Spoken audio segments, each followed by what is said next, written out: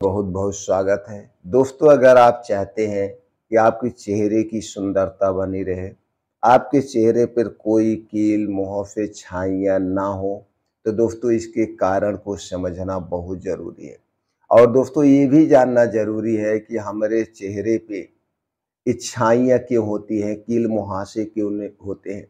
जब आप इसके कारण को समझ जाएंगे तो दोस्तों निवारण एकदम आसान हो जाता है। इसीलिए आयुर्वेद में सबसे पहले कारण पर फोकस किया जाता है। जब हमारे चेहरे पे छाइयाँ होती है तो इस कारण से हुई है। अगर हम क्रीम लगा लेंगे तो क्रीम लगाने से छाइयाँ एक बार तो ठीक हो जाती है, लेकिन बार बार फिर होती रहती है। जब आप इसके जड़ से काट देंगे, किस कारण से हुआ है, एक एक करके उस कारण को हटा देंगे तो आपके चेहरे पे कभी भी छाइयाँ नहीं होगी।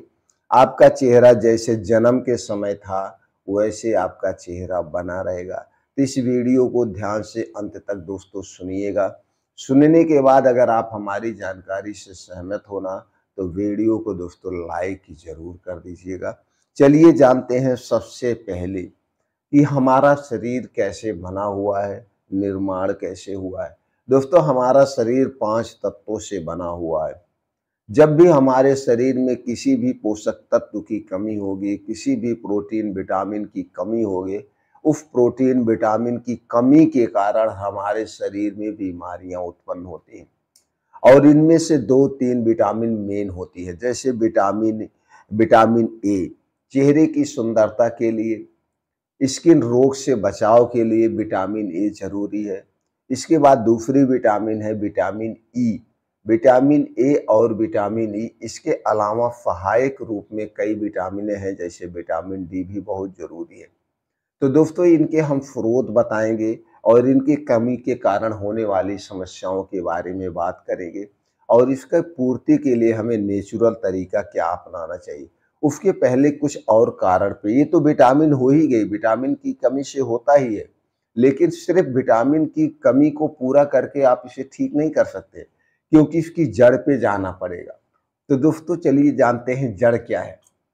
दोस्तों जिसको भी बहुत ज़्यादा कब्ज की शिकायत होती है, पेट उनका सही नहीं रहता है, उनके चेहरे पर अक्सर दाग धब्बे पड़ते रहते हैं। तो सबसे ज़्यादा ज़रूरी है आपको अपने पेट को साफ करना। पेट साफ करना बहुत ज़रूरी है। कब्ज आपको होनी नहीं चाहिए। कब्ज हर एक बीमारी की जड़ है।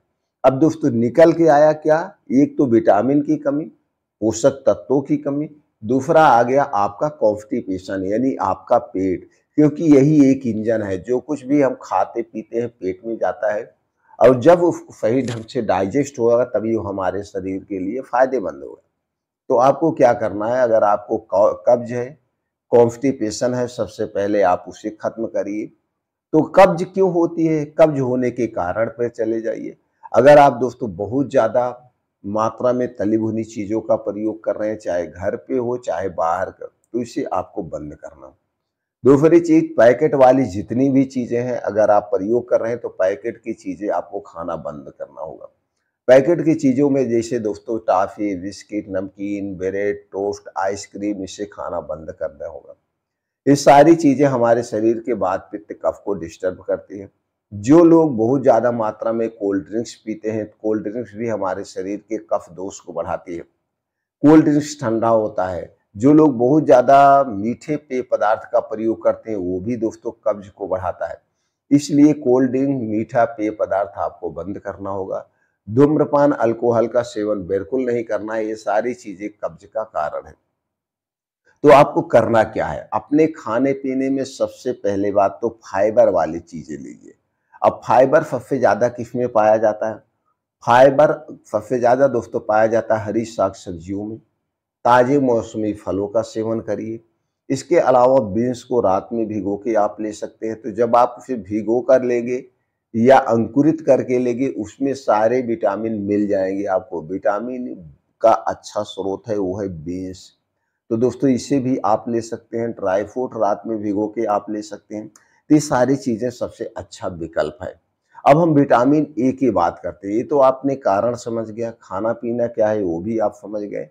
अब कब्ज से बचने के लिए एक और उपाय आपको करना होगा, रात के खाने पे विशेष ध्यान देना होगा।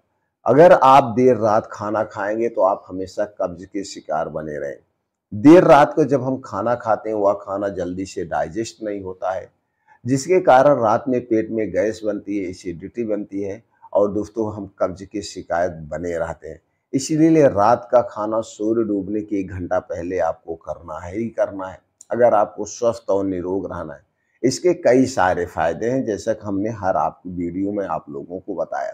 तो पहला फायदा है, तो अगर आप सूर्य डूबने के 1 घंटा पहले खाते हैं तो आपको रात से संबंधित जितनी बीमारियां होती हैं वो बीमारियों से आप दूर रहेंगे, टेंशन मुक्त रहेंगे।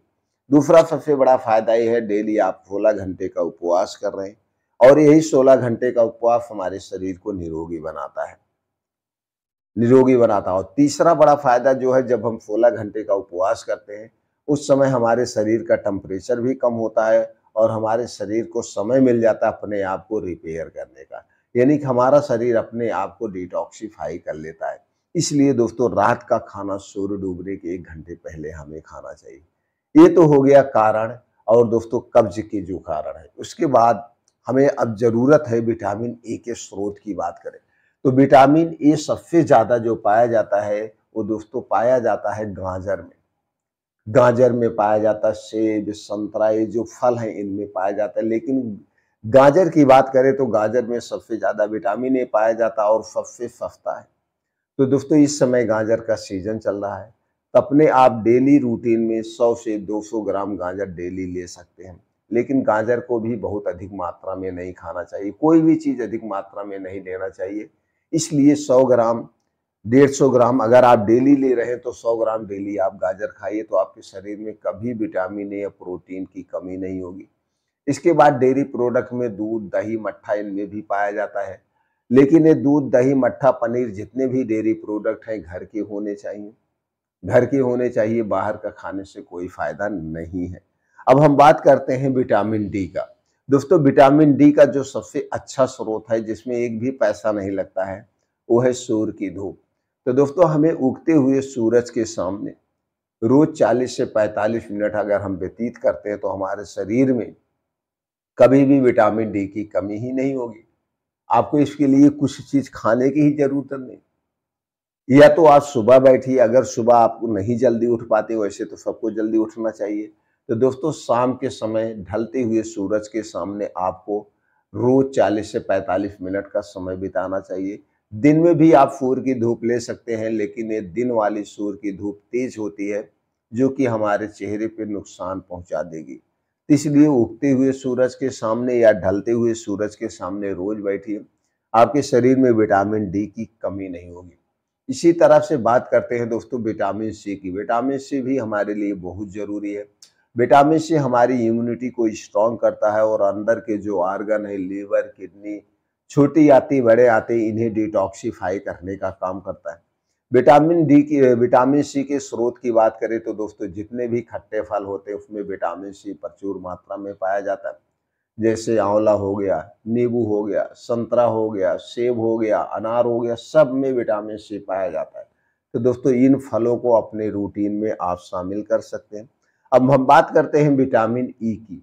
दोस्तों विटामिन ई बहुत जरूरी है। विटामिन ई की कमी के आपके पैरों में दर्द होगा, स्किन से संबंधित समस्याएं होती है, जोड़ों में दर्द होगा।